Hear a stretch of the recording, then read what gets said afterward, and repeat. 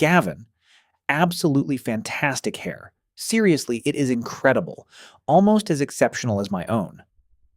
The President of the United States stood securely behind a podium at the National Governors Association winter meeting in Washington, D.C. It was a Monday afternoon in February 2026. He had been in the midst of addressing 50 state governors regarding vital economic growth and border security measures. Suddenly, he spotted the single governor in America who had dedicated the entire previous week to relentlessly provoking him across social media platforms.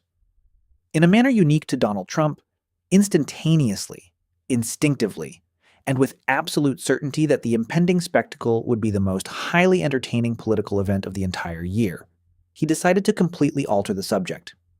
Gavin Newsom was seated directly in the front row. Naturally, he was. Gavin Newsom perpetually occupied the front row.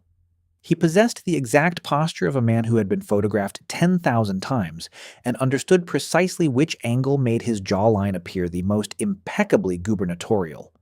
He wore a crisp navy suit featuring an open collar and no tie because Gavin Newsom rejected neckties in the exact same manner that California proudly rejected traditional rules. And then there was the hair, the legendary hair that had literally launched 1,000 internet memes. The hair that miraculously never shifted in the wind, the rain, or during a severe political crisis. The hair that appeared as though it had been aerodynamically designed by the exact same engineers who crafted the exterior of a Tesla. He was currently smirking. In fact, he had been smirking ever since Trump first began his address. That smirk was an intentional component of his broader strategy. It was a strategy that Newsom's dedicated communications team had been relentlessly executing with escalating aggression over the past year. Provoke Trump, absorb the inevitable retaliatory attack, aggressively fundraise off the resulting media attention, and repeat the cycle. It had operated brilliantly. Within the past week alone, Newsom had published a viral photograph of himself holding up Trump-branded knee pads at the elite World Economic Forum in Davos. During a panel discussion, he had publicly compared Trump to a predatory T-Rex. His official press office had tweeted that the former president simply couldn't stop obsessing over the California governor. The White House had sharply retaliated by dubbing him a third-rate governor named Newscum. This digital social media warfare had been escalating for several months, and technically, both factions were winning. Trump was successfully firing up his conservative base, while Newsom was simultaneously endearing himself to the Democratic primary electorate, the exact voters who would, in 2 years' time, select a presidential nominee to replace the current administration.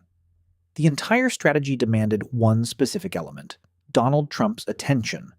And Newsom had undoubtedly captured it. However, what Newsom utterly failed to comprehend, what his highly paid communications team had not properly modeled, and what his pollsters had not effectively gamed out, was the massive, fundamental difference between capturing Trump's attention on social media and capturing Trump's attention inside a physical room. On social media platforms, Newsom possessed the ability to edit. He could draft and meticulously redraft his statements. He could strategically workshop the knee pads joke with 3 different staffers before finally publishing it. He could be humorous strictly on his own terms, operating at his own pace, with a convenient delete button resting in his pocket. Conversely, inside a room with Trump, at an event hosted by Trump, with Trump standing behind the presidential podium and the broadcast cameras rolling live, there was absolutely no edit button. There was no opportunity to draft a response. There was simply Trump, and there was you. And the entire American public was about to discover exactly who possessed the faster reflexes. "Gavin, I see you sitting down there," Trump remarked. His voice carried that warm, conversational quality that his veteran staff immediately recognized as the ominous precursor to something completely devastating. "I see you smirking, and that's perfectly okay. You should smirk. You have enjoyed a phenomenal week on social media. The knee pads, the dinosaur comments, it was all very creative, very tailored for Instagram. Your social media manager definitely deserves a raise, which frankly, in California, he will desperately need because a tiny one-bedroom apartment in San Francisco currently costs $4,000 a month." Scattered laughter rippled through the room. Governors nervously shifted in their seats. The Republican executives leaned forward in anticipation, while the Democratic governors cast cautious glances toward Newsom. "But since you are here," Trump continued, "since you have been talking about me all week, posting about me, mocking me, and performing your little digital routines. Why don't you step up here right now? Come approach the microphone. Let's have a real conversation, governor to president, right in front of all of your colleagues. What do you say?" The massive room went completely quiet. 50 governors, 100 political aides, and 30 media cameras focused intensely. This was definitively not on the official schedule. Newsom did not hesitate for a second. He stood up and smoothly buttoned his suit jacket. It was a gesture so deeply reflexive it was almost entirely unconscious, the ingrained muscle memory of a man who had been confidently standing up in front of flashing cameras since he was 36 years old. He walked toward the podium with the easy, unhurried stride of an individual who desperately wanted the cameras to capture his every step. He positioned himself at the secondary microphone, merely 3 feet away from Trump, and flashed the exact same radiant smile that had successfully won him every political election he had ever entered. "Mr. President," he stated confidently, "thank you sincerely for the invitation. Since you appear so deeply interested in California, allow me to tell you what is actually happening within my state." "Actually, Gavin," Trump abruptly cut in, "I know exactly what is happening in California. That is precisely the problem, and so does everybody else. To fully comprehend what unfolded next, to understand exactly why a 25-minute unscripted exchange between a president and a governor at a routine intergovernmental meeting morphed into the most heavily watched political confrontation of 2026, surpassing even the legendary Rose Garden dismantling of Adam Schiff 4 months prior, you must understand 2 critical things about both of these men. The first point is that they are, in numerous ways, remarkably similar. Both are exceptionally tall, physically commanding, incredibly camera-ready men who constructed their respective careers on sheer physical presence just as much as actual policy.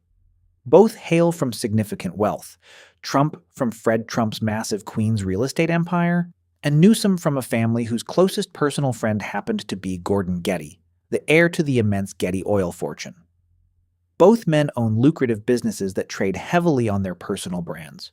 The Trump Organization with its towering skyscrapers, and the Plump Jack Group with its elite wineries. Both married highly glamorous women who eventually became prominent public figures in their own right. Both understand at a deeply cellular level that within the realm of American politics, how you physically appear on camera matters just as much as what you actually say. The second point is that they are fundamentally different in one highly critical aspect. Trump had managed something that the entire nation could empirically see: a national economy. GDP growth, job creation numbers, and record-breaking stock market highs. Whether individuals passionately loved him or vehemently hated him, the hard numbers were displayed on a screen that everyone could easily read. Newsom had also managed something that the entire country could clearly see. However, what they saw were sprawling tent cities occupying the sidewalks of Los Angeles, apocalyptic wildfire smoke hovering over the Pacific Coast Highway, and a catastrophic bullet train project that had been under continuous construction for 18 years, yet still couldn't transport a single passenger between 2 cities. Trump possessed measurable results. Newsom possessed elite branding. And at the NGA meeting in February 2026, with 50 governors watching closely and 30 cameras recording, the elite branding was about to violently collide with the measurable results. "I genuinely like you, Gavin," Trump stated, and his tone shifted to become significantly warmer, almost avuncular. It was the specific tone of a man preparing to say something absolutely terrible while sounding as though he were doing you a massive favor. "I really do. We honestly used to get along incredibly well. Do you remember when I served as president the first time, when those devastating fires struck Paradise in 2018? I flew out to California, and you respectfully met me right on the tarmac. We walked through the horrific wreckage together. That was a good, productive day. A profoundly sad day, but a good day. We collaborated. We operated as a unified team." He paused for dramatic effect. "And then you went to the French Laundry." The laughter that traversed the room was not particularly loud. It was the quiet, knowing, completely involuntary laughter of 50 experienced people who all understood exactly what the French Laundry signified, and who had simply been waiting to see exactly how long it would take Trump to deploy it. November 6th, 2020. The French Laundry, Trump recalled meticulously, one of the absolute most expensive dining establishments in the entire state of California, which, in a state practically overflowing with expensive restaurants, is really saying something. $350 for a single plate of food. And Gavin happily went there to celebrate a birthday party for a lobbyist. No facial masks. Indoor dining. Surrounded by a large group of people, sitting shoulder to shoulder, laughing and enjoying a truly wonderful time. And while he was thoroughly enjoying his $350 luxury dinner with his lobbyist associate, do you know what 40 million everyday Californians were doing? They were sitting trapped at home in their cramped apartments and their houses, completely alone, because Gavin had explicitly ordered them that they couldn't go out. He mandated that they couldn't visit restaurants, so the restaurants were forcefully closed. He told them they couldn't attend church, so the churches were locked. He declared that they couldn't even visit their dying parents in the hospital, so the hospitals were strictly closed to visitors. He informed teachers that they couldn't go to school. He told young children they couldn't go to class. He ordered grandparents that they couldn't physically hug their own grandchildren. And then he went to the French Laundry. Trump turned directly to face Newsom, who was standing merely 3 feet away, maintaining the highly composed expression of a man who had fielded this exact accusation 100 times and possessed a fully rehearsed answer. And I almost forgot this crucial part. His very own company, Plumpjack. A truly terrible name, by the way. Who legally names a corporate entity Plumpjack? It sounds exactly like a fictional character from a children's nursery rhyme. Plumpjack owns various restaurants and wineries, and those specific restaurants received almost $3 million in PPP loans. That is government money. That is taxpayer money. The governor's own elite restaurants secured $3 million from the exact federal program I created to rescue struggling businesses. Meanwhile, other local restaurants, the modest restaurants that his own voters owned, were forced to close forever. They never opened their doors again. Completely gone. That is not acting like a governor, Gavin. That operates exactly like a mafia protection racket. Newsom leaned slightly into his microphone. His voice was perfectly measured and heavily practiced. It was the distinct voice of a man who had extensively rehearsed this precise rebuttal with his communications director during the entire flight from Sacramento. Mr. President, I have publicly addressed the French Laundry situation numerous times. I sincerely apologized. I explicitly stated it was a mistake. It was undeniably a mistake. And frankly, if we are going to debate the COVID response, California maintained one of the absolute lowest per capita death rates of any large state in the entire country. You apologized. Great, Trump interjected, cutting him off with the cheerful, brutal efficiency of a man who had been patiently anticipating exactly this scripted response. Wonderful. Very noble of you. But here is my primary question, Gavin, and I genuinely want you to think deeply about this. The restaurants that permanently closed, the small ones, the family-owned ones, the establishments owned by hardworking immigrants who poured absolutely everything they had into a little taco shop or a tiny Italian place. Can they receive an apology? Can they accept an apology? They cannot, because they are completely gone. Their business is permanently closed. Their dream is entirely dead. Their life savings are completely spent. Can the children who tragically missed an entire year of crucial schooling get an apology? The kids who severely fell behind academically? The kids who suffered horrific mental health crises simply because they were forcibly locked inside their houses for 12 long months? Can they accept an apology? Can the elderly grandmother who tragically died completely alone in a sterile hospital room with no family present, no loving hand to hold, and no one to whisper goodbye, simply because your executive rules declared her family couldn't visit? Can she receive an apology? Or is the apology exclusively designed for you? Only Gavin is allowed to apologize and effortlessly move on. Gavin gets to publicly declare, "I made a mistake," and everyone is expected to immediately forget, because that is not how reality works. That is not how it functions for the desperate people who lost their entire businesses, their beloved parents, and their children's vital educations while you were indulging in a $350 dinner. They don't get to visit the French Laundry. They receive a closed sign on their front door and a mountain of bills they cannot afford to pay. The room was dead silent. It was not the silence of political agreement, it was the heavy silence of 50 governors, both Republican and Democrat, who implicitly knew that every single word Trump had just uttered was both factually accurate and emotionally devastating, and that absolutely no media soundbite in the world could effectively counter it. But let's move forward, Trump pivoted, and his tone shifted once again. It became lighter, almost playful. It was the masterful gear change that consistently kept his audiences off balance while keeping the cameras rolling. Let's discuss character, because Gavin is clearly running for president. Absolutely everybody knows it. He knows it, I know it, his hair definitely knows it. Just look at that hair. It is already actively campaigning. The hair is probably already stationed in Iowa. And when you officially run for the presidency, the American people examine your character. They desperately want to know exactly who you are. Not just what specific policies you support, but who you fundamentally are as a human being. And I firmly believe the people of America deserve to know something factual about Governor Newsom's character. He turned back to Newsom. The playfulness remained visible, but lying directly underneath it was something far more dangerous. The flat, transactional directness of a ruthless negotiator who had been brokering high-stakes deals for half a century and knew exactly when to reveal his winning cards. In 2005, Gavin served as the young mayor of San Francisco. He was very young, incredibly handsome, and highly popular, and he employed a trusted aide named Alex Tork. Alex served as his campaign manager, his dedicated right-hand man, the precise guy who successfully got him elected. Alex was also his friend, his very close personal friend. They actively socialized together. Their respective families were remarkably close, and Gavin engaged in a sexual affair with Alex's wife. A low murmur rippled through the massive room. They were not surprised. The scandalous affair was public knowledge and nearly 2 decades old. However, hearing it explicitly articulated out loud, a mere 3 feet from Newsom's face, by the sitting president of the United States, was a vastly different experience from casually reading about it on a Wikipedia page. Ruby Rippey Tork. She served as Gavin's official appointment secretary.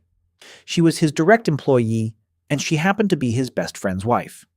And Gavin, the ambitious future governor, the aspiring future presidential candidate, the guy who confidently stands up here with the beautiful hair and continuously lectures us about moral leadership, slept with her, his own employee, his best friend's wife. Alex only discovered the truth when Ruby confessed to him while residing in a rehab facility. She was actively being treated for severe alcoholism, and a core component of her treatment required telling the absolute truth. So she informed him. And Alex, this genuinely good man, this incredibly loyal friend, confronted Gavin directly and immediately resigned. Because that is exactly what a man possessing real character does. He walks away from blatant betrayal. And do you know what Gavin did in response? He blamed the entire transgression on alcohol. He claimed he had simply been drinking far too much. It was a very sad, very sympathetic story. He promised everyone he would stop drinking entirely. He swore he was going to seek professional help. And then, in 2018, 13 long years later, he casually admitted he never actually attended rehab. Never. He openly told the Sacramento Bee, "There is no rehab. I just stopped." And then he eventually started drinking all over again. He told the San Francisco Chronicle that he currently enjoys a little wine again. Trump paused, meticulously setting up the punchline he had been building toward. He blamed his horrific affair on alcohol. He completely avoided going to rehab. He eventually started drinking again.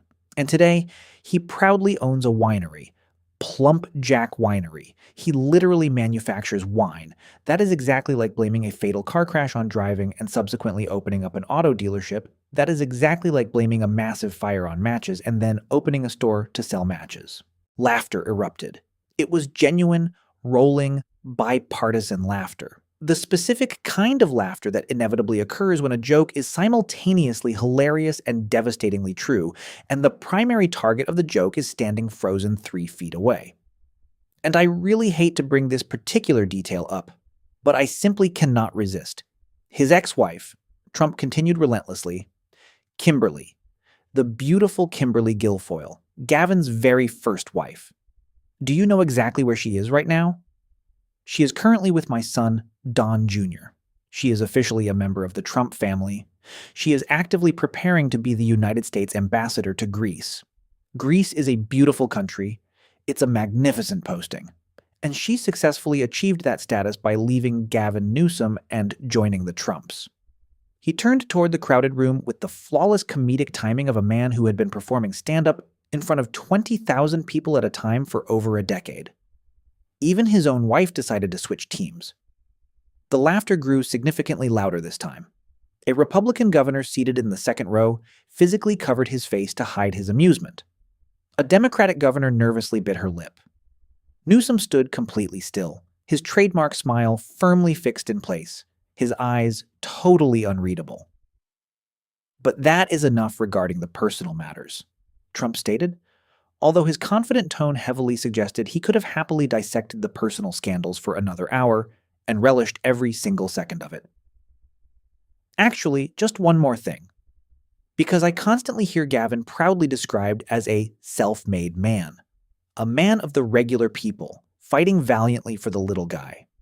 And I firmly believe the other governors in this room, some of whom actually are genuinely self-made, deserve to know the absolute truth. Gavin's godfather, his personal godfather, is Gordon Getty. Gordon Getty as in the massive Getty oil fortune, as in one of the wealthiest, most powerful families in the entire history of California. The Getty family financially bankrolled Gavin's entire political career, $500,000 in direct donations, and potentially much more. And his lucrative wine company, Plump Jack? Do you know exactly where that name originates? It is the title of an opera that Gordon Getty composed. He literally named his commercial business after his billionaire godfather's opera. That is definitively not a self-made man. That is a privileged trust fund baby who simply learned how to correctly apply hair gel. And regarding Plump Jack, this expansive wine company and these restaurants, when Gavin officially became governor, he was legally supposed to place all his assets into a blind trust to completely avoid any conflicts of interest. Very standard procedure. Very appropriate. And he did technically place it into a trust. But do you know exactly who manages that trust? His wife. And do you know who the sole beneficiaries are? His children. That is not a blind trust. That is a family trust functioning with a flimsy blindfold wrapped around it. You cannot have a financial trust operated by your wife for the benefit of your children and dishonestly label it blind. I know quite a bit about blind trusts, by the way. I understand conflicts of interest perfectly. People have been aggressively accusing me of conflicts of interest for 10 straight years. But at the very least, I was always honest about my situation. I explicitly said, I own a massive, complex business. Here is exactly what I am doing. Gavin deceptively pretends it is all securely hidden in a blind trust, while his own wife actively manages his lucrative winery. That is not political transparency. That is a cheap magic trick. Trump paused, meticulously scanning the room exactly the way he always scanned an audience. He wasn't seeking approval. He was searching for the energetic rhythm, calculating the precise moment when the pure entertainment should transition into hard substance.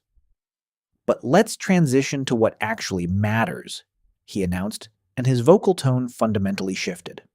The comedy routine was officially over. Let's talk seriously about the people of California, because the citizens of California deserve significantly better than what they have been forcefully subjected to. Homelessness, the massive crisis, the specific issue that Gavin confidently promised to completely fix when he initially ran for office in 2018. I will personally solve homelessness. Those were essentially his exact words. And California, the great state of California, the legendary Golden State, handed him absolutely everything. Every necessary tool, every single dollar, every required vote. They handed him an impenetrable Democratic supermajority within the state legislature. They provided him with virtually zero Republican opposition. They handed him a staggering $24 billion. He allowed the astronomical number to hang heavily in the air, $24 billion allocated strictly for homelessness over the span of 6 years. That figure is larger than what most sovereign nations spend on their entire domestic militaries. And do you know exactly what occurred? The homeless population skyrocketed upwards, not downwards. It increased by a massive 31%. 31% more unsheltered individuals after burning through $24 billion. Throughout the rest of the country, the rest of the United States, the specific parts that Gavin does not personally govern, homelessness actually decreased by 10%. The rest of America spent significantly less capital and achieved vastly superior results. Gavin squandered $24 billion and achieved significantly worse results. The state auditor, California's very own internal auditor, not mine, not a partisan Republican, but California's own official watchdog, explicitly stated that the administration completely failed to determine the effectiveness of the massive spending. They couldn't determine it. They couldn't locate the funds. $24 billion vanished, and they have no idea where it went or what it successfully accomplished. And in 2023, just last year, Gavin appeared on Sean Hannity's television program. Hannity directly asked him about the surging homelessness crisis. And do you know what Gavin replied? He stated, and this is an exact, verified quote, "We have not made progress." He explicitly said it. The sitting governor of California openly admitted on national television that after incinerating $24 billion, they have not achieved any progress. Trump rotated directly back to Newsom. Gavin, I am an experienced businessman. If I handed a private contractor $24 billion and the resulting building somehow got smaller, I would instantly terminate the contractor. If I hired a professional chef and the food quality severely deteriorated, I would immediately shutter the restaurant. You spent $24 billion and the crisis catastrophically worsened. In literally any other private industry, you would be fired on the spot. But in the state of California, you are apparently permitted to launch a campaign for president. And I will tell you something else, because this is the specific data point that truly tells the entire story.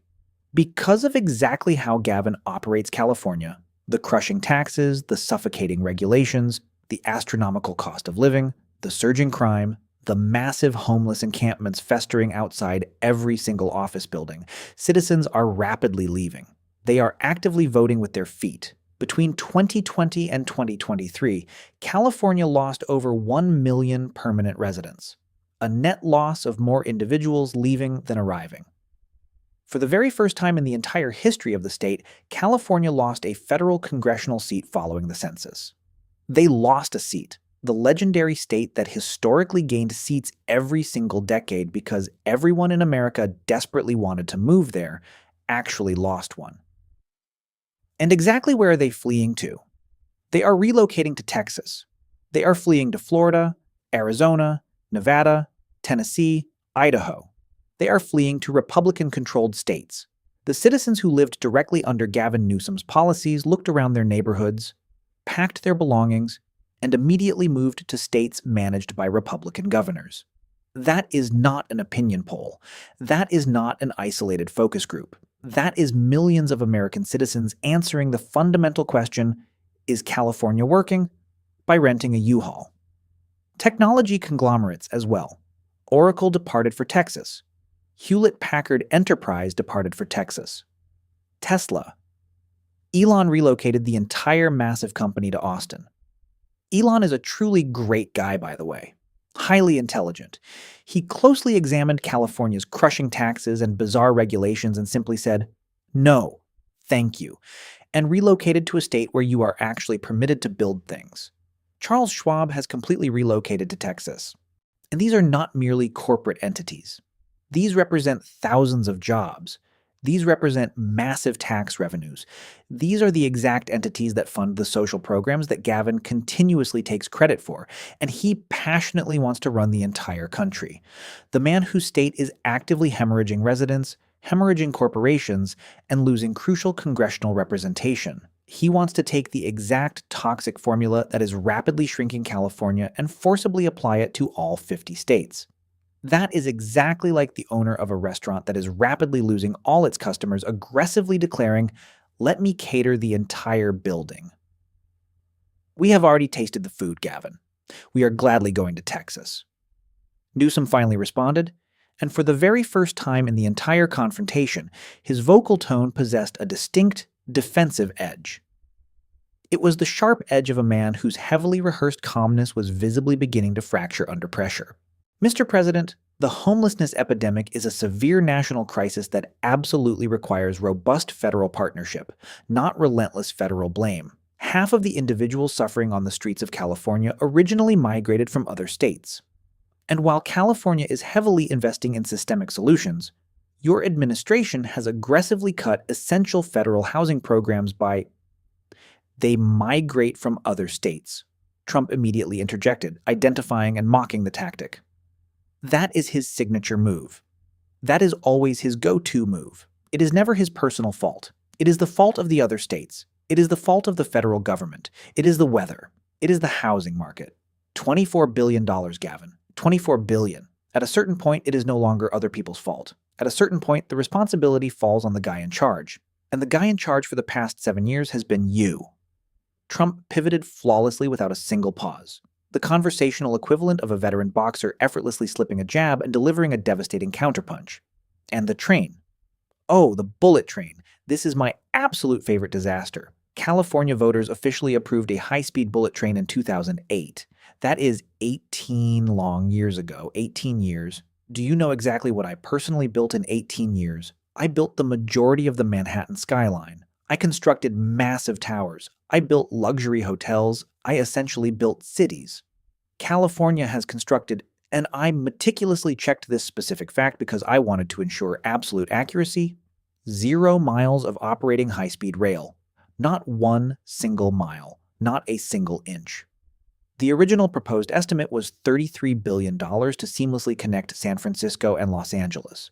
The current working estimate, and the price tag goes up every single time they bother to estimate it, is now well over $100 billion. $100 billion for a train.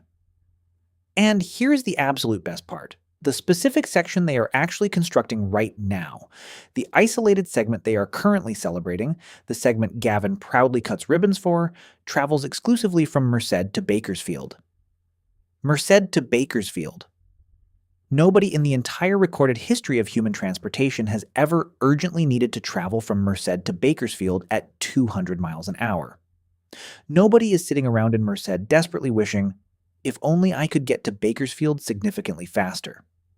That is not a bullet train. That is a massive money train.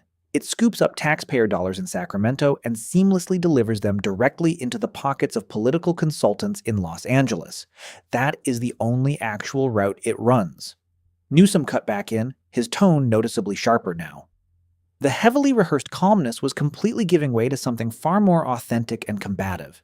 It was the combative version of Newsom that his core supporters fiercely loved and his political opponents routinely underestimated. Mr. President, since we are so eagerly discussing construction projects, let's discuss your border wall, the massive border wall that Mexico was supposedly going to fully finance.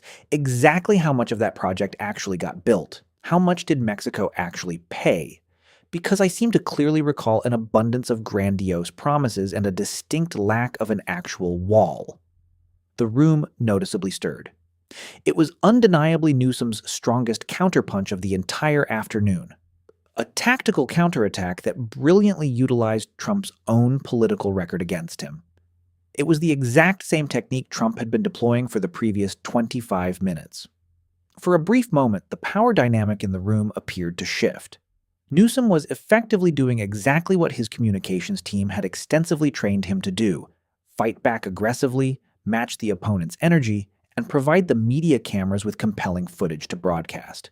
Trump did not flinch whatsoever. He did not even pause. He simply smiled, the exact way a veteran boxer smiles when his opponent finally manages to throw a punch that is actually worth respecting. 452 miles of solid wall, Gavin. 452 miles.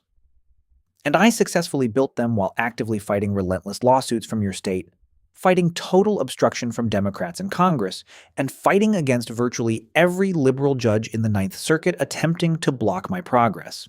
And in the specific sections I successfully built, illegal border crossings plummeted by 90% in those sectors. 90%. You want to compare our construction records? I successfully built 452 miles of border wall in just 4 years while battling against the entire Democratic political establishment. You have successfully built 0 miles of a train track in 18 years while possessing a political supermajority in your own state legislature. Nobody was blocking your progress, Gavin. Absolutely nobody. You possessed every single vote. You possessed every single dollar, and you built absolutely nothing. Newsom attempted another angle. And the national debt. You added $8 trillion to the national debt. I added that capital during COVID, during an unprecedented global pandemic to successfully save 40 million American jobs, and the national economy roared back stronger than ever before. Trump countered instantly. We achieved a record stock market and record low unemployment. What exactly did you add $24 billion for? To acquire more homeless people? I spent $8 trillion and successfully saved the global economy. You spent $24 billion and acquired more sidewalk tents. I will gladly take my return on investment over yours any day of the week. The entire exchange was highly illuminating, not necessarily because Newsom objectively lost the debate, but precisely because of how he lost it. His specific counterpunches were entirely legitimate. The border wall construction had indeed fallen short of its initial promises. The national debt had undeniably ballooned. These were very real political vulnerabilities, and a significantly more experienced counterpuncher, someone who had spent decades engaging in brutal face-to-face verbal combat rather than participating in heavily edited social media exchanges, might have successfully landed those blows. But Trump had been fighting in this specific type of arena for 40 years. He had fought in corporate boardrooms with hostile financial investors, on massive construction sites with furious contractors, in courtrooms with aggressive attorneys, on debate stages with 17 formidable Republican opponents, and subsequently with 2 Democratic presidential nominees. The blistering speed at which he could instantly transform an incoming counterpunch into a devastating counterpunch, effortlessly shifting the focus from the border wall to the failed train, and from the national debt to the stark contrast between saving the economy and funding homelessness, was not a skill one could acquire simply by analyzing debate clips on YouTube. It was deeply ingrained muscle memory built over decades of survival. Newsom's strategic team had meticulously studied Trump's prior confrontations and arrogantly concluded that the ultimate key to victory was simply to fight back. What they had failed to grasp was that aggressively fighting back against Trump was effectively like trying to physically fight back against the ocean. You could swing your fists all you wanted. The water simply displaced around your impact and slammed into you from an entirely new direction you hadn't anticipated. And the devastating fires, Trump continued, and his voice dropped. It wasn't dropping for comedic effect. It dropped to convey something genuinely raw and serious. The horrific fires in January, in Palisades and Altadena, 29 innocent people dead, 12,000 family homes utterly destroyed. Beautiful homes, entire families, lifelong memories completely eradicated, and the local fire hydrants were completely dry. The municipal reservoirs were practically empty. Your administration hadn't bothered to fill them. The essential water simply wasn't there. In a state that is fully aware, that has always been fully aware, that a brutal wildfire season is inevitably coming. Every single year, the crucial reservoirs remained empty and the hydrants were bone dry. And Gavin's appointed fire chief, the chief of the Los Angeles Fire Department, was casually on vacation during the peak of fire season. On a vacation. And Gavin, this is heavily documented. This isn't my personal opinion. This is the result of a rigorous investigation conducted by NPR and CAP Radio. Gavin's administration deliberately overstated the total acreage they had treated for vital fire prevention by a staggering 690%. They publicly claimed they had successfully cleared 90,000 acres. The actual verified number was 11,000. They lied to the public by 690%. That is not a minor rounding error. That is not an innocent accounting mistake. That is a blatant lie, and 29 people lost their lives because of it. The massive room was utterly silent once again. This topic was fundamentally different from mocking the French Laundry, the extramarital affair, or the failed bullet train. This involved tragic death, and Trump, despite all his penchant for comedy and mockery, possessed an innate understanding of exactly when to cease performing and begin aggressively prosecuting. And after those horrific fires, please remember this, Trump added. Gavin came directly to the airport when I flew into Los Angeles. He respectfully met me on the tarmac. He firmly shook my hand. He looked directly into the television cameras and explicitly said, You were there for us during COVID. I do not forget that, and I have every expectation that we will be able to successfully work together." It was a beautiful statement, very classy, highly respectful. And I responded, "We are going to get it done." 5 short months later, he aggressively sued me for deploying the National Guard to assist with necessary immigration enforcement. He sued me for attempting to protect his own state. He shook my hand warmly in January and filed a lawsuit against me in June. That is Gavin Newsom in a nutshell. A remarkably nice smile directed at your face, with a hostile lawsuit hidden in his back pocket. Newsom had remained standing throughout the entire barrage. The French laundry scandal, the affair, the devastating homelessness statistics, the catastrophic bullet train, the deadly wildfires. He had absorbed every single blow precisely the way he absorbed all political adversity, with the highly practiced composure of an individual who firmly believed that appearing unruffled was functionally equivalent to actually being unruffled. Now he leaned closely into the microphone to deliver the closing statement he had been meticulously preparing. It was the specific statement his team had eagerly anticipated would serve as his defining political moment, the viral clip that would dominate the MSNBC news cycle for an entire week, the definitive soundbite engineered to officially launch a presidential campaign. "Mr. President," he stated, and his voice was remarkably steady and highly polished. It was the undeniable voice of a man who had comfortably stood in front of broadcast cameras since he became the youngest mayor in the history of San Francisco. California currently stands as the 5th largest economy in the entire world. We proudly lead the nation in technological innovation, in vital clean energy, in advanced technology, and in the dynamic creative industries. We actively generate more gross domestic product than the vast majority of sovereign countries. We represent the location where the future is actively invented. And the proud people of California, 40 million citizens strong, do not require condescending lectures from a president who has spent significantly more time aggressively attacking our state than genuinely attempting to help it. It was an objectively good line. On paper, it was a highly powerful statement. It possessed the rhythmic cadence, the soaring confidence, and the flawless camera readiness that had rightfully established Gavin Newsom as the undisputed frontrunner for the 2028 Democratic presidential nomination. It was the exact type of polished rhetoric that tested incredibly well in focus groups, played brilliantly on progressive political podcasts, and looked highly impressive scrolling across a teleprompter. Trump waited patiently until Newsom completely finished. Then, he offered a smile. It was not the predatory, aggressive smile he had directed at Adam Schiff during the Rose Garden confrontation. It was something noticeably more casual, almost conveying a sense of pity. It was the specific smile of a man who had just observed an opponent confidently play their absolute best card, only to find it severely lacking in substance. "The 5th largest economy," Trump slowly repeated. "Innovation, clean energy, technology, it all sounds very nice. Highly impressive on paper.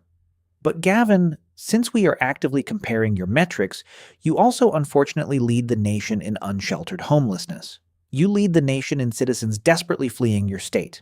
You lead the nation in astronomically unaffordable housing. You lead the nation in sprawling tent cities consuming public sidewalks. You lead the nation in major businesses permanently relocating to Texas, Florida, and Tennessee. You lead the nation in discarded needles littering the sidewalks, human feces covering the streets, and terrified parents who are genuinely afraid to walk their young children to school. You boast about being the 5th largest economy in the world, yet your own citizens literally cannot afford the basic cost of living there. You brag about leading in technology, yet your municipal fire hydrants don't even have functional water pressure. You brag about leading in innovation, yet your multi-billion-dollar bullet train cannot even travel from San Francisco to Los Angeles. Gavin, you undeniably have the great hair. You possess the perfect smile. You have mastered the Instagram aesthetics. You are very, very California. But here is the fundamental truth about California, and I mean this with absolute sincerity. Great hair does not successfully run a state. Charisma does not construct housing for the homeless. Snarky social media posts do not extinguish raging wildfires. And clever knee pads jokes do not make you the president of the United States. Do you know exactly what qualifies you to be president? measurable results. I delivered actual results. A booming economy, massive job creation, absolutely no new foreign wars, and a record-breaking stock market. That is exactly why I am standing here today. That is why I am the President of the United States. And you are the governor of a state that your own residents are desperately trying to escape. What exactly are your measurable results? A $100 billion train project that physically cannot move. $24 billion incinerated on a homelessness crisis that severely worsened. Devastating wildfires that burned out of control because your state's reservoirs were utterly empty. A humiliating recall election that resulted in 38% of your own constituents actively voting to remove you from office.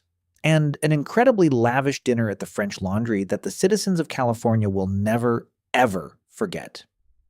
He turned his attention directly to the other 49 governors seated in the room.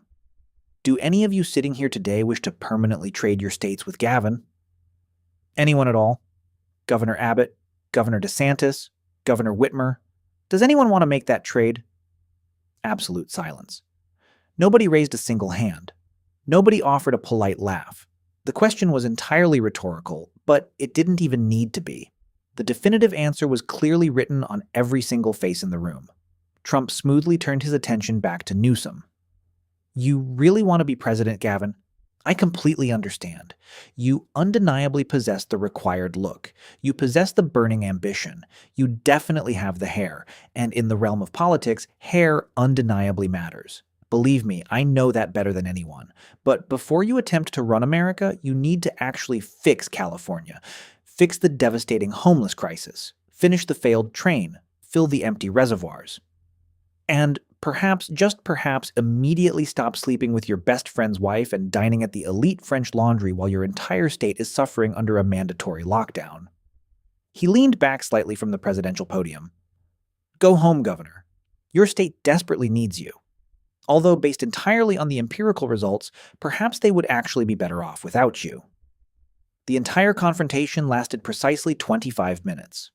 Throughout those 25 minutes, every single damaging data point that the Republican National Committee had been meticulously compiling against Gavin Newsom for 3 solid years was forcefully delivered.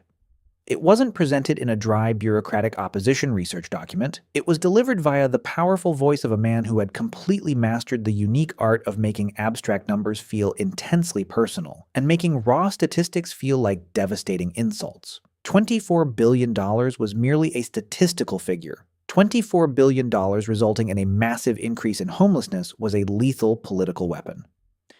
Newsom calmly walked back to his assigned seat. He did not hastily exit the room. His face did not turn red with embarrassment. He did not physically stumble. He simply sat down, casually crossed his legs, and within 45 minutes he published a post on X, formerly Twitter. The President of the United States just spent 25 minutes aggressively attacking California's governor instead of attempting to solve real problems for the American people. We are living in his head, rent-free. The social media post quickly amassed 3.2 million likes. This was the quintessential Newsom maneuver. It was always his primary strategy. Get aggressively attacked by Trump. Immediately transform that attack into engaging digital content. Leverage that engaging content to drive massive fundraising. Utilize that immense fundraising to construct a formidable presidential campaign. It was highly clever. It was deeply strategic. And it effectively worked, at least within the very specific insular ecosystem of wealthy Democratic donors and progressive media outlets that constituted Newsom's entire political universe. The unedited video clip containing the full 25-minute confrontation rapidly accumulated 85 million views within a mere 72 hours. The public reactions predictably fractured along the deeply entrenched fault lines of American political opinion. Liberal media outlets lavishly praised Newsom's physical composure. He firmly stood his ground, wrote a prominent columnist for the Los Angeles Times. He didn't flinch. MSNBC relentlessly looped the 5th largest economy soundbite and invited panels of guests to passionately discuss exactly why Newsom had emerged victorious from the exchange. Conversely, conservative media outlets relentlessly looped the devastating numbers regarding the homelessness crisis, the massive bullet train failure, the lethal wildfire mismanagement, and the infamous French Laundry incident. They invited panels of guests to passionately discuss exactly why Newsom had been utterly destroyed. Fox News opted to play the brutal Kimberly Guilfoyle remark. Even his wife switched teams, 14 separate times before midnight. However, the genuinely neutral political analysis, the type of cold, objective analysis that would actually determine the outcome of a 2028 general election, rather than simply a partisan Democratic primary, recognized a critical reality that both ideological extremes were highly reluctant to openly acknowledge. Newsom possessed absolutely no substantive answer for the actual statistics. He had poorly addressed the French laundry scandal by stating, "I apologized." He had completely avoided addressing the extramarital affair, offering only silence.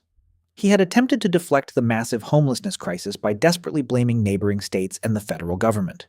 He had provided absolutely zero defense for the lethal wildfires. And he had offered absolutely no justification for the catastrophic failure of the bullet train. His highly polished closing statement, fifth largest economy, innovation, clean energy, technology, was ultimately just corporate branding. It was an empty slogan. It was the precise verbal equivalent of a glossy campaign poster. And Trump had successfully countered that empty branding with devastating empirical data points that could be instantly verified by anyone utilizing a basic search engine. The deeper, lasting damage was not inflicted upon Newsom's personal dignity. His dignity remained visually intact. He had smiled for the cameras. He had maintained his physical composure. He had successfully published the viral rent-free tweet. He had executed every single step correctly according to the playbook of a politician who firmly understood that absorbing an attack from Trump was a massive advantage rather than a liability during a Democratic primary campaign. The permanent damage was inflicted directly upon his electoral credibility. Because in the year 2028, if Gavin Newsom ever stood on a national debate stage in Des Moines, Manchester, or Charleston, the individual standing across from him would not be Donald Trump. It would be a formidable Democratic rival like Gretchen Whitmer, Josh Shapiro, or J.B. Pritzker. And one of those rivals, or quite possibly all of them, would eventually look directly at Gavin Newsom and repeat the exact devastating statistics that Trump had permanently injected into the national political atmosphere, like a highly contagious virus that could not be unbreathed. Governor Newsom, you squandered $24 billion on the homelessness crisis, and the problem actually worsened. Your massive bullet train has been under continuous construction for 18 years and still doesn't transport a single passenger. Your state suffered horrific wildfires that killed 29 people simply because the reservoirs were completely empty. How exactly is your grand plan for America any different from your disastrous plan for California? And Gavin Newsom would be forcefully required to answer. Not with empty phrases like fifth largest economy, not with buzzwords like innovation, not with a snarky tweet about living rent-free. He would need a real, substantive answer, an answer that logically explained exactly how an executive who managed to spend $24 billion and achieve significantly worse results was fundamentally qualified to manage a $4 trillion federal budget. The ultimate irony was that Newsom implicitly understood this grim reality. He was certainly not an unintelligent man. He was, by most objective accounts, a genuinely brilliant, highly policy-literate, and deeply ambitious politician who fundamentally understood the complex mechanics of government at a sophisticated level that many of his political peers simply did not possess. He possessed the capacity to speak extensively about complex housing policy, intricate water management systems, and advanced clean energy initiatives with a remarkable fluency that would easily impress any veteran policy wonk residing in Washington. He had achieved genuine, undeniable accomplishments. California's impressive clean energy records were factual. Its massive technology sector was undeniably real. Its profound cultural influence was a global reality. The fundamental problem was absolutely not that Newsom was incompetent. The overwhelming problem was that California's highly visible failures were significantly more prominent than California's abstract successes. A sprawling tent city completely blocking a public sidewalk was vastly more visible to voters than a new solar panel installed on a roof. A bone-dry reservoir was significantly more visible than a highly technical clean air report. A $100 billion high-speed train that completely failed to run was far more visible than a $100 billion tech economy that operated smoothly.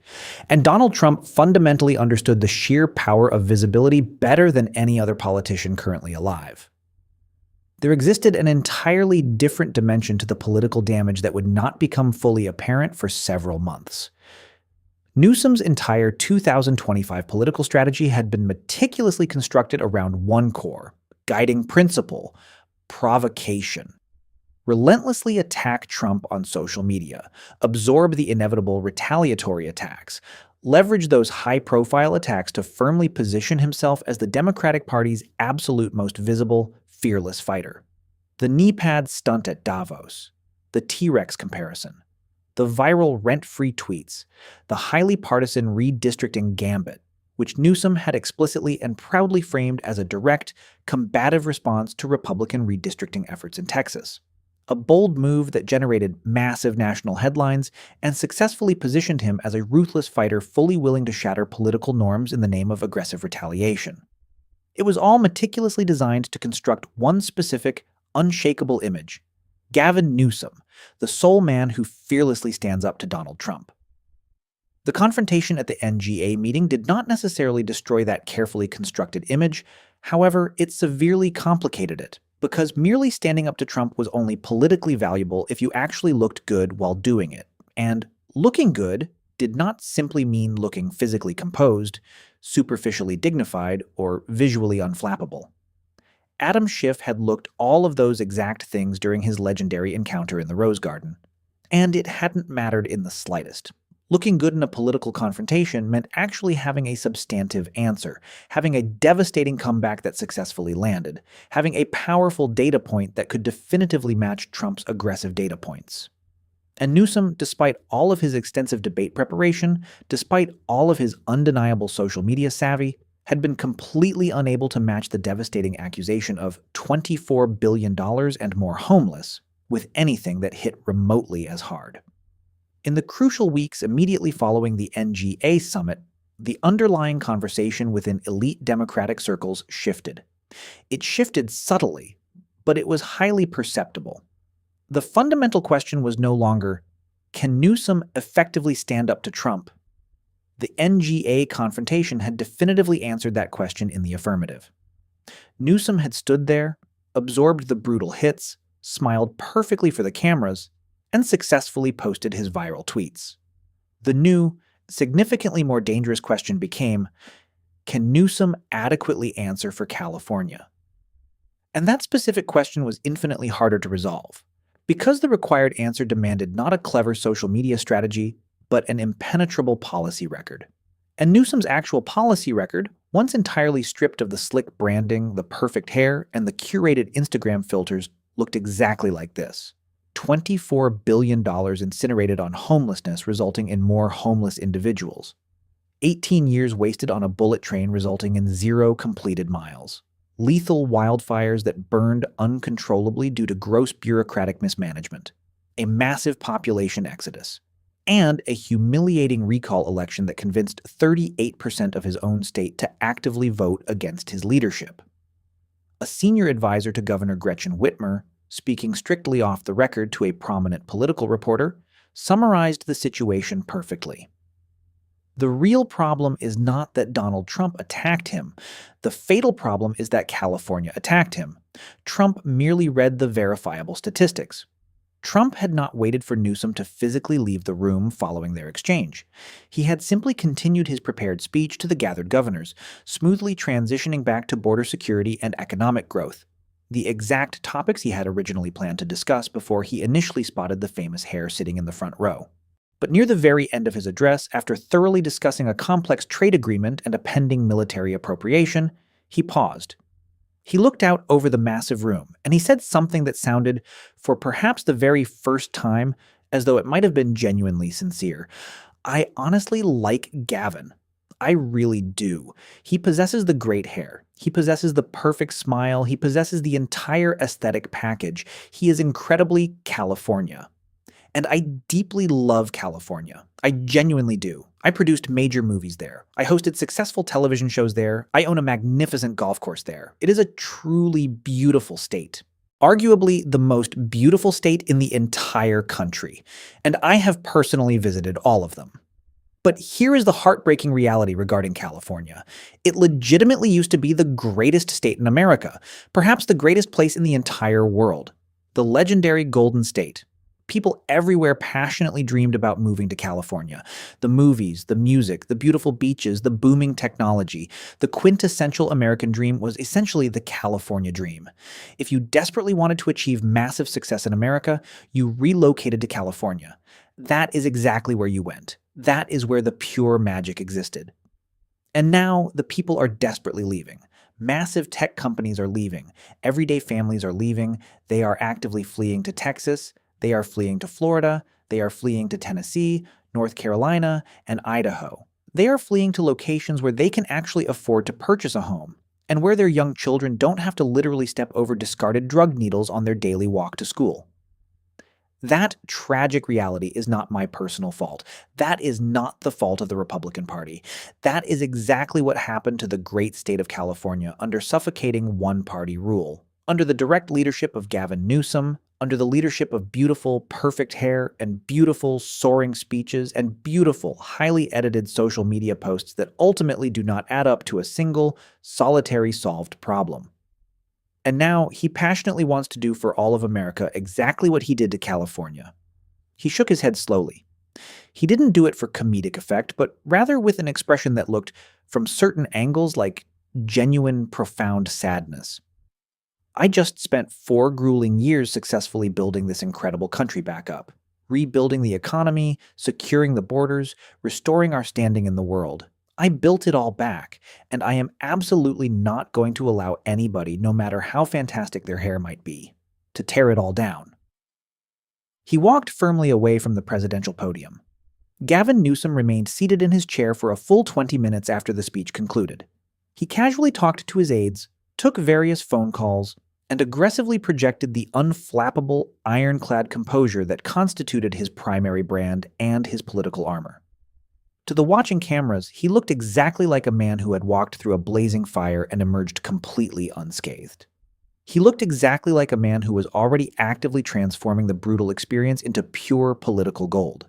He looked, in every conceivable way that a camera lens could possibly capture, exactly like a man who had won. But in the crucial weeks that inevitably followed, something fundamentally changed. It wasn't a change in Newsom's political strategy. He stubbornly continued the escalating social media war, continued publishing the snarky, viral posts, and continued actively building his formidable 2028 presidential operation. The element that permanently changed was the broader conversation surrounding him. And that new conversation had a devastating number permanently attached to it. 24 billion. This was the brutal, inescapable truth that the public confrontation had thoroughly exposed. The undeniable truth that Newsom's elite social media operation could never successfully meme away. The truth that his massive fundraising apparatus could never purchase back. The truth that his perfect hair, his radiant smile, and his flawless composure could never fully obscure. California was his definitive political record. And his record was completely indefensible. Not entirely, of course. The 5th largest economy statistic was genuine. The clean energy leadership was factual. The booming technology sector was real. But the devastating failures were equally real. And they were precisely the type of highly visible, easily measurable, deeply emotionally resonant failures that a skilled political opponent could effortlessly fit onto a simple bumper sticker. $24 billion resulting in more homeless citizens. 18 wasted years resulting in 0 miles of high-speed rail. Completely empty reservoirs.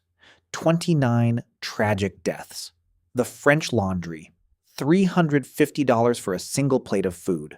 In the end, the historic confrontation between Donald Trump and Gavin Newsom was never truly a debate. It was a high-stakes audition, and both men were actively auditioning for 2 entirely different audiences. Newsom was exclusively auditioning for the Democratic primary electorate. Look at me bravely standing up to Trump, absorbing his hardest punches, smiling effortlessly through it all, and brilliantly turning the attack into engaging digital content. Trump was exclusively auditioning for the general election electorate. Look closely at exactly what he did to the state of California. Look at the hard numbers. Look at the devastating results. And seriously ask yourself if you want that disastrous reality for the rest of America. The primary audience enthusiastically gave Newsom a roaring standing ovation. The general election audience gave him a single, devastating number: 24 billion.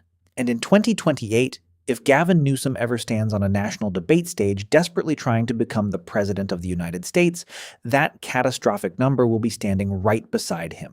Not because Donald Trump successfully put it there, but because California did.